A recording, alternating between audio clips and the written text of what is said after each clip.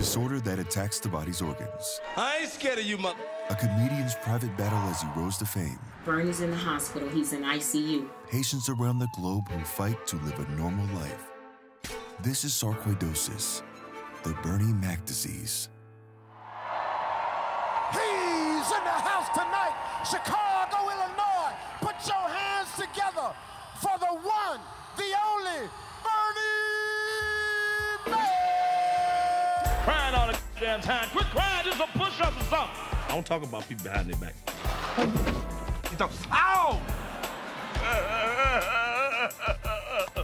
Bernie Mac, one of Chicago's most prolific entertainers, loved by fans for his no-holds-barred sense of humor. My name is Rhonda McCullough. I was married to the late, great comedian, to whom I affectionately called Bernard, but to the world, they knew him as Bernie Mac. I ain't scared of you, mother.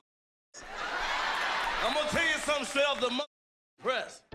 The audience was brutal in New York. He said just brutal. And that's when he said he thought, I ain't scared of you, mother. You know, and he said the crowd just erupted like, You don't understand. I ain't scared of you, mother. I was married to him for 31 years. We have one wonderful daughter and one wonderful granddaughter. But now I am the president and CEO of the Bernie Mac Foundation, and that's the foundation that was founded by Bernard because he was diagnosed with sarcoidosis. At the height of his career, Bernie Mac battled sarcoidosis behind the scenes. Sarcoidosis is a severe autoimmune disorder that causes the body to treat its own organs as a threat.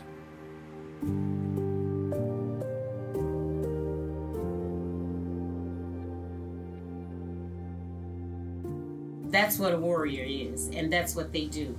As my late husband used to say, I have sarcoidosis, sarcoidosis doesn't have me. It remains a little bit nebulous even within the medical community on exactly what's the underlying cause or etiology of sarcoidosis. There's a lot of postulated hypotheses about where it comes from, and I would tell you that we don't really know for sure. It's a big enigma, a big puzzle. We don't really understand what it is. It behaves somewhat like an infection, and it behaves somewhat like a cancer. Sarcoidosis can infiltrate any organ in the body. As the disease progresses, it replaces healthy organ tissue with irreversible scarring. In many cases, the disease begins early in life. We met in high school, Chicago Vocational High School. I had a few friends that kind of liked him. When I saw him, I was like, why do they all like him? I didn't think he was cute. I thought he was ugly. That was his senior prom in 1975. And I remember I was like, Mama, I don't want you to say anything because he's very dark. So don't say anything. Oh, she's like, I'm not going to say anything. As soon as he came and opened the door and my mother was walking through the hall, she was like, oh my, Rhonda said you were dark. Ooh, you really are dark. You really are dark. And then he said, yeah, I'm dark, but you ain't seen nobody as pretty as me, have you? And I think that's the moment she fell in love with him. We had dubbed him the kitchen comedian because, you know, we would be hanging in the kitchen and he would be telling jokes at Christmas Eve, at parties, barbecue. He had you rolling. So you knew he was funny. We knew he was funny. Hey! Every Tuesday night right here at Milchoneers, join me, the Mac Man, with the Mac Men Band, the Macaronis. Ain't nothing phony. He was working at General Motors when he was diagnosed. He was 28 years old. He came home, he said, oh my goodness, I'm so short-winded. So we came in the office and she said, you have a disease called sarcoidosis. And what I'm gonna tell you is, if it don't bother you, don't bother it. For the most part, he could really function and do what he needed to do. You know, it didn't interfere with his life. And I don't think it started interfering until the success came. The cause of sarcoidosis is not fully understood, and there is no definitive cure. Although it can occur anywhere in the world, it is thought that two groups are most affected: African Americans and Northern Europe. Europeans. Welcome to our house. These are Stefan's medals. Medals from half marathon, triathlon, also our home office, and some pictures when we were in the US. Most important, his road bike, which he used for training and everything for his triathlon. Due to the lack of a reliable method of early detection, sarcoidosis often goes unnoticed as it silently ravages the body. This was the case for Stefan Brixner in the Lower Saxony area of Germany. I'm Andrea, I'm 47 years old. I live in the northern part of Germany. After the incident with my husband, it was hard for me to deal with the situation and to find something else besides his situation. And I think every runner knows that if you run, or especially after a run, it clears your mind. We met 22 years ago at a party of a mutual friend. Since that day we were together. So early diagnosis is really key. If you still have a lot of muscle tissue that you can save through treatment, that's always a good prognostic sign. When the muscle tissue is already very scarred, it's hard to bring anything back. It's often there at a state that could have been avoided, and that also affects us as doctors, that we think, wish I could have seen that patient earlier. It was really, really sudden. He was running into my office. Oh my goodness, please help. And then he collapsed, he lay down on the floor. Unbeknownst to Andrea and Stefan, scar tissue from sarcoidosis had been building in Stefan's heart for years, culminating in his sudden cardiac arrest. If the heart is affected by the disease, it's certainly among the most dangerous manifestations of this inflammatory disease, because in the ventricle of the heart, when you have this inflammation, it can cause sudden cardiac death, for example. It was actually our anniversary that day. It happened on our anniversary. Yeah, it was totally unexpected. Without a reliable method of early diagnosis, catching the disease early often comes down to luck. If detected early enough, the progression of the disease can be slowed, but never undone.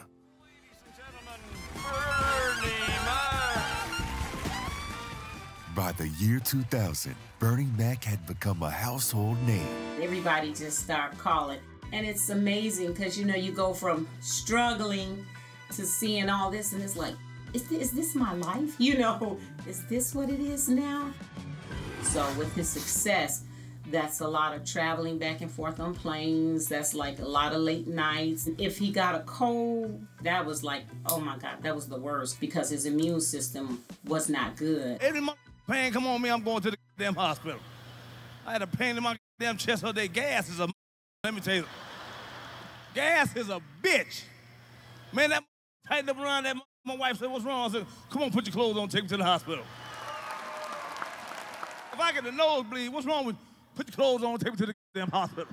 He was the type, if his fingertip hurt. Take me to the hospital. No one knew he had sarcoidosis. He kind of kept that within the family. He had the television show, and then he was doing Ocean's 12, I think. That's a lot on the body. You're doing a TV show, you're running to a movie, you know, it's a lot.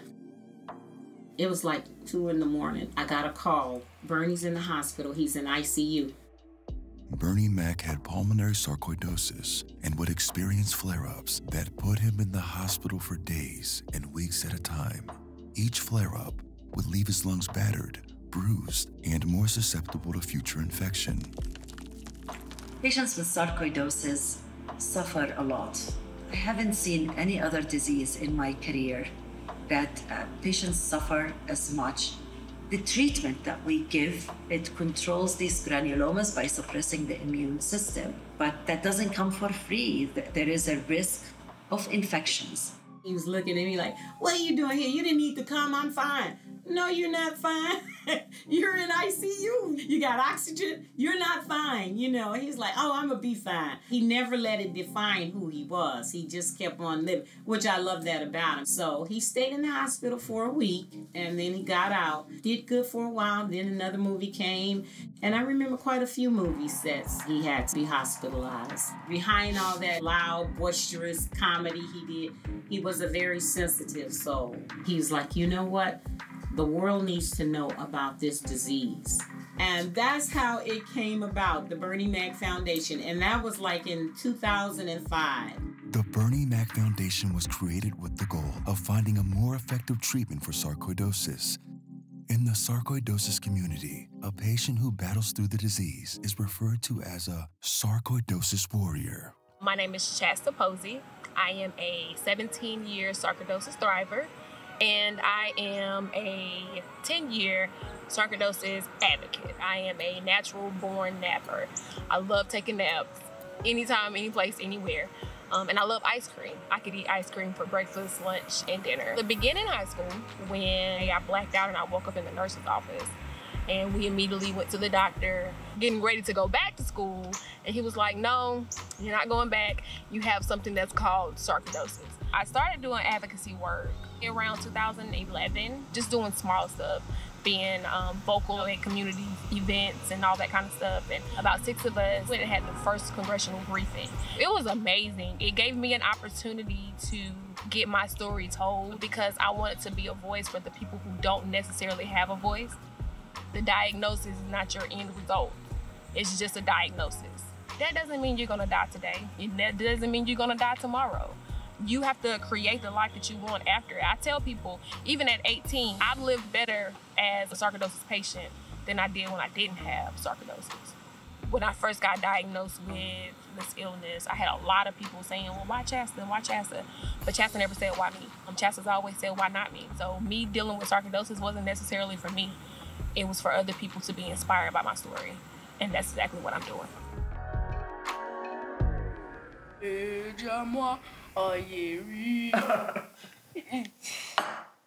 too hard to give up such a nice, big piece of cake. About 3 years ago, I was falling down when I walk. I get up, I'm going this way, then I'll fall down. My mother, she was losing weight. At a point, she became a bit incoherent. We were like, yeah, we need to take her to the hospital. The doctors diagnosed her with sarcoidosis. That's how we found out in 2019. When we were growing up, our fathers used to marry 2 wives, and we all lived and shared everything together. I've come to realize that sarcoidosis has been in my family for some time. Although the specific trigger of sarcoidosis remains unknown, there is a genetic predisposition that causes it to be passed down for generations. My mother had it, and it's about part of what she died from. My elder brother also had it, and we didn't know what it was. Maybe other members of the family might have gotten the same. I mean, my mom is my role model. She's a super mom. I mean, seeing her go through this, it kind of hurts. But then at the same time, I have found a way to be stronger just because of how she keeps fighting each and every day. A warrior to me is a person in a society who is brave and has the courage, ready to face all odds to fight that issue. If the grace of God brings another year, you celebrate for people to know you are also living. Following several hospitalizations, Bernie Mac spent much of his time focused on activism. It was Otis Wilson, Bernard, and Mayor Daley. And they were meeting to talk about what kind of group they could get together because the inner city was getting so bad. And I remember when he came back in, he was, he was not looking like his normal, cheerful, happy self. He was like, oh, the meeting went well. It went very well. And I said, well, what's wrong? He said, I don't feel good. The doctor wanted him to be hospitalized. I was like, I knew it. It was pneumonia. And he called me. He was like, guess what? I said, you got pneumonia. He said, yeah. Of the infections brought on by pulmonary sarcoidosis, pneumonia is among the most severe. So he walks in on his own strength. He walks in, and as soon as they get him in, all his vitals are just going crazy. His body is like beginning to shut down on him. Comedian Bernie Mac is said to be recovering from pneumonia at a Chicago hospital. According to his publicist, Mac's condition remains unchanged. In the following weeks, Rhonda struggled to keep her husband's situation private, while his health complicated even further. August 7th, I came that morning and his eyes was open. The doctors came and said, yeah, he's doing good today. We're gonna take him down for a G-tube so we can start feeding him. I was like, oh, thank God. My daughter's phone rang. She was like, he what? He tolerated the G-tube. He did very well. But as soon as they transferred him to his bed from the transport cart, his heart stopped. She said, he's still alive. She said, we're gonna put him back in a sedative state, and then we'll call you and let you come see him. My daughter and I, we were the only ones in the ICU waiting area, and that was very strange for a Friday night. And all of a sudden, this cold wind passed me, and I shook. I went, ooh. And I said, did you feel that? She said, yeah, I felt that. So when we got in the room and I saw him, it was like, ooh, you know, nothing I had ever seen. And I saw him and he was just shaking. And I remember going to him and I said, oh God, I said, Bernard, please don't die. I said, please don't die. I said, I'm gonna take care of you. If you just come back, I can take care of you. Don't leave us now. This has been my life since I was 16. Around 2 a.m., the door opened, and I looked at the doctor, and I said, he's gone, isn't he? I said, you know that cold air we felt? That was his spirit passing through. He had already left us. I wish I could have a bullshit funeral. Just make an announcement that Bernie Mac dead, but don't be dead for real. I be laying in the coffin. I just want to see the no good who do come to my funeral, so I can raise up and cuss they punk ass out. Let them come to my funeral I don't like. I'll be laying in the coffin just like this here. Some pass I don't like, I'm gonna pop up. What the you doing in my goddamn funeral? Get your square punk ass out my funeral, bitch! Because he often told me, don't ever let people see him at his worst. I want them to always remember me as I was, full of life and joy. And that was the end for Bernard Jeffrey McCullough. Yeah. Actor, comedian Bernard McCullough died early Saturday morning at Northwestern Memorial Hospital in Chicago. A publicist for the 50-year-old says he passed away from complications due to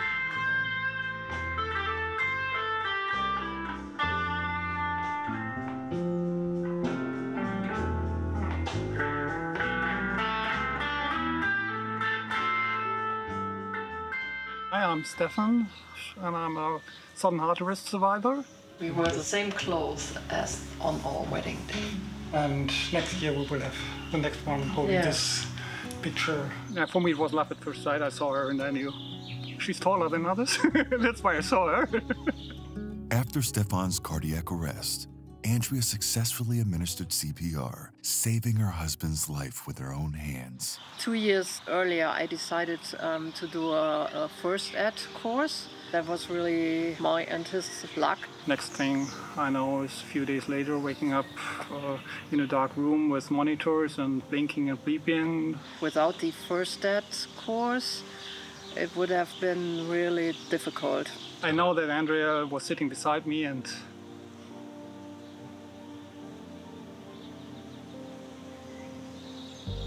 but after the incident, we are more enjoying every day and thankful when you wake up and everything is fine.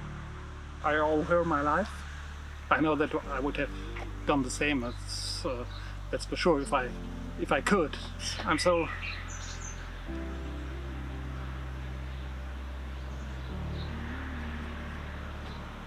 grateful that she didn't give up on me. Today, Stefan lives with cardiac sarcoidosis.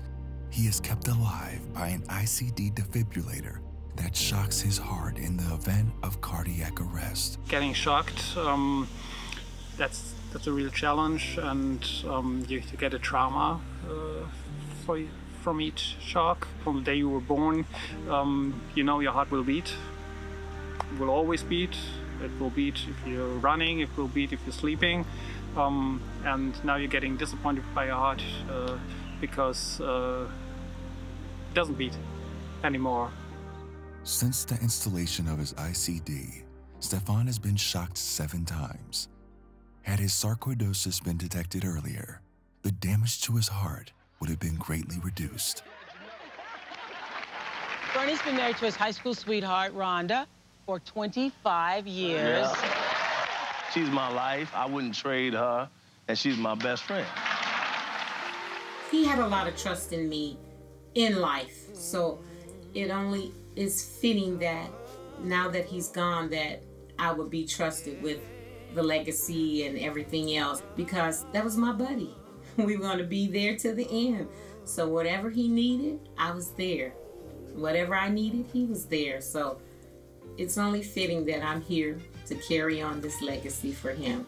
I met Rhonda to start the Bernie Mac Star Center. What better way for us to get the word out partnering with a hospital? This patient population is very close to my heart because I believe we can make a difference. We want to bring new treatments and new discoveries and to fight on behalf of our patients. You still can have a life after the diagnosis, and you just have to choose it. And that's what I did. I chose life. I didn't choose to lay down and die, and I refused to. I'm now on my way to become a trainer for first aid. So I will be licensed, when I finish this training, I will be licensed to be a trainer and help people save lives. Bernie Mac is a powerful example in the African American community. A strong man who lived with the disease, suffered from the disease, yet continued to work and continued to entertain his audience. You have the disease, but you gotta keep going. You gotta keep moving. Don't let it get you down. Keep living. Keep doing what you need to do to survive. He's a great comedian. And as soon as you mention his name, they will identify with sarcoidosis. We need to do more for people to know his contribution. Often patients come to my clinic and they don't know what sarcoidosis is, but they know that, oh, I have Bernie Mac disease. 69th and Morgan, that's where he grew up at, and they was naming it Bernie Mac Street. I was like, it just touched my heart that they cared and loved for him that much that they would put a street in his honor. Bernie Mac's journey with sarcoidosis proves that we can still laugh even in the face of adversity. May we never forget his battle with the Bernie Mac disease or the warriors who continue his fight every day. I'm gonna keep that legacy alive. I'm gonna hold on to it like it's gold.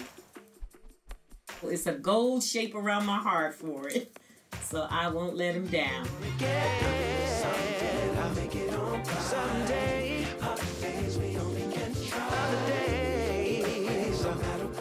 No matter what they say, we gonna, yeah. Someday we'll make it on time. Someday. Other days we only can try. Other days. No matter what people say. Either way we're gonna get better. Someday we'll make it on time. Other days we only can try. Either way, no matter what people say. We're gonna get. Someday we'll make it on time. Other days we only can try. Either way, no matter what people say. Either way, we're gonna get better.